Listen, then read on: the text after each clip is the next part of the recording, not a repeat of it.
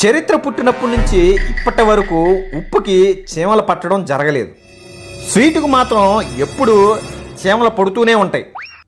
మంచి దారిలో ఎవరు వెళ్ళరు, చెడ్డ దారిలో అందరూ వెళ్ళేవారే. మందు అమ్మేవారు ఎక్కడికి వెళ్ళాల్సిన పని లేదు, కానీ పాలు అమ్మేవాళ్ళు వీధి వీధికి, ఇంటి ఇంటికి, ప్రతి ఇంటికి వెళ్ళాలి. అలాగే ప్రతిసారి అడుగుతారు, పాలలో ఏమి నీళ్ళు కలపలేదుగా అని. కానీ మందులో అడిగి మరీ నీళ్లు కలుపుకొని తాగుతారు.